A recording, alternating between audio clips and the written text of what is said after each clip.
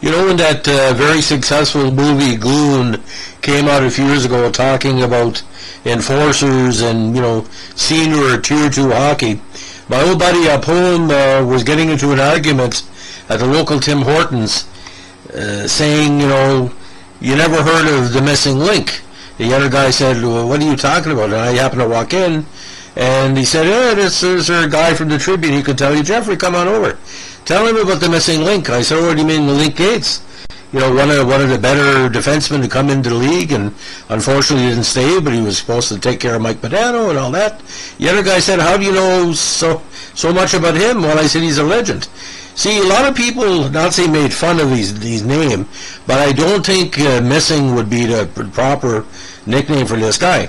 This guy was a dedicated hockey player, played in more leagues I can count, played in minor pro, played in the NHL, was good with his fists, but definitely a player should be respected, even though some of the incidents in his life drew negative publicity.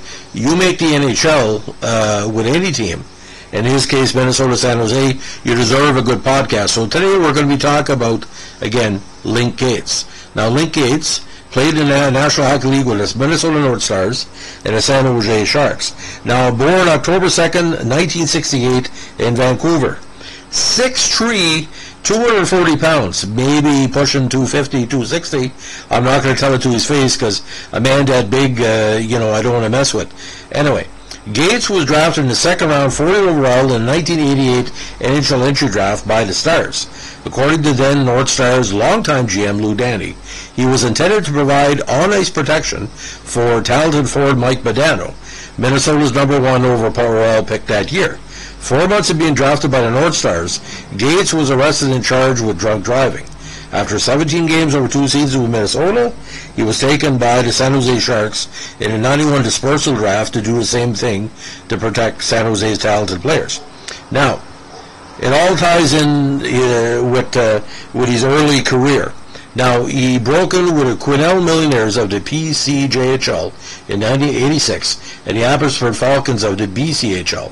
He played with the Merit Warriors of the BCHL and the Delta Flyers of the BCHL that year, then moved on or graduated to the Westminster Bruins of the WHL.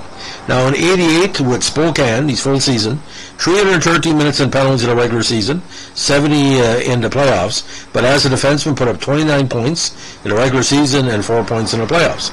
89, he played 12 games with Minnesota and played 37 games with Kalamazoo. 1990, played 5 games in Minnesota, but in Kalamazoo again, he was their big enforcer there, 21 points in 61 games, 318 minutes in penalties. Now, 91, he was in the minors most of the year, 27 games, 12 points with Kalamazoo and Kansas City with 222 minutes in penalties.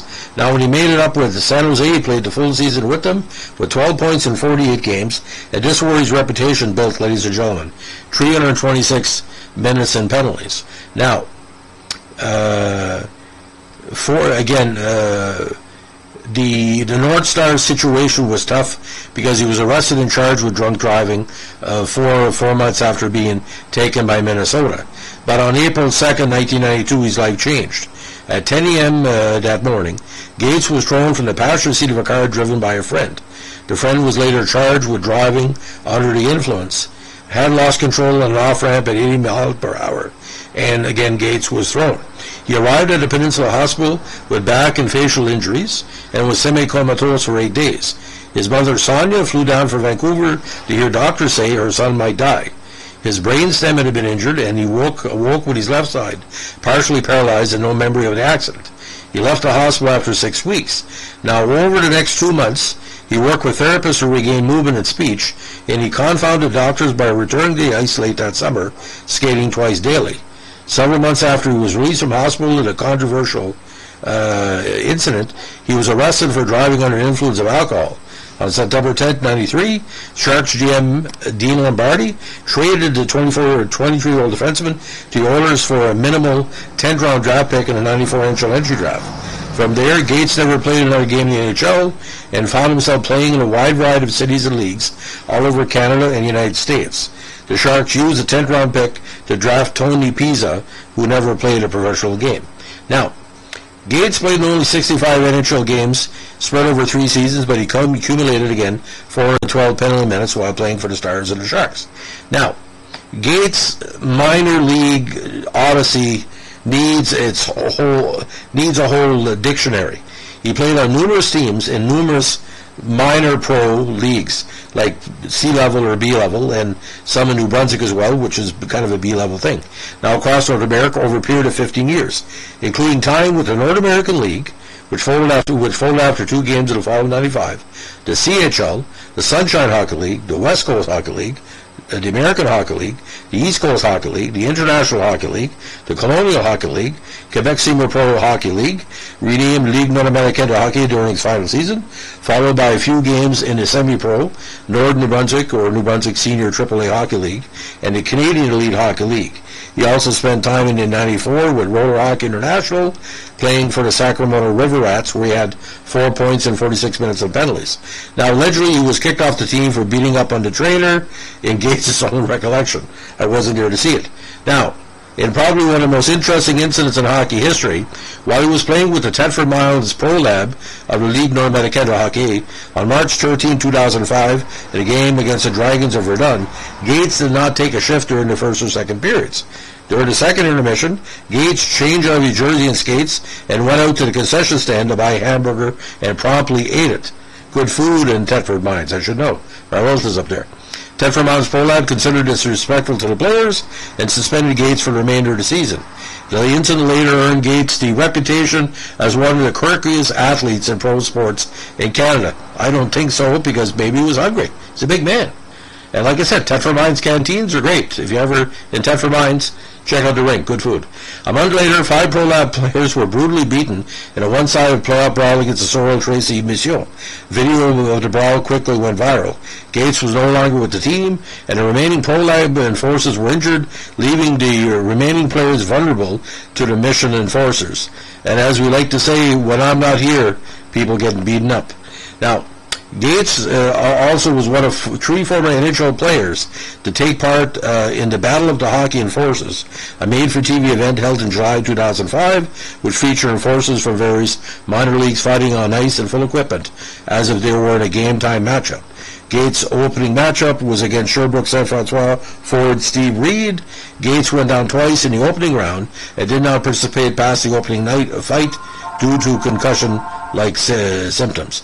So, ladies and gentlemen, just to recap here, all the teams he played for: Quesnel, Abbotsford Falcons, Merritt Warriors, Delta Flyers, New Westminster Bruins, Spokane Chiefs, Minnesota North Stars, Kalamazoo Wings, Kansas City Blades, San Jose Sharks, Nashville Knights, Cape Breton Oilers, West Palm Beach Blaze, San Antonio Iguanas, San Francisco Spiders, Mexico City Toros, Madison Monsters, Anchorage Aces, Miramichi Leafs, Toledo Storm, Eastern Ramblers, Riviera Duluth, the Pro Mutual, Grand Bay Predators, Saguenay Paramedic, I think that was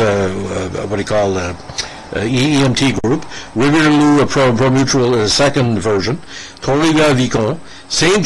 John Mission, which of course we just talked about, the Thetford Mines Pro Lab, Dawson Creek Canucks, the St. John Scorpions, and of course, can't really forget that, the Horse Lake Thunder. So final NHL total, 6-8-14, 65 games, 412 minutes and penalties. IHL totals, 783 minutes and penalties, 931-40, 130 minutes. And of course, 4 points in the playoffs.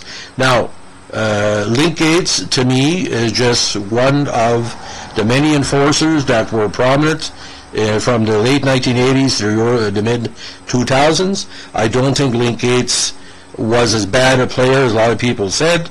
He was a person that could score a goal every once in a while, make a big hit. But the thing is, back then, ladies and gentlemen, the value of key players in the NHL, AHL, and the minor leagues, you had enforcers protecting the key players. And he knew his role. But like I said, his hockey legend is that he played with all these teams.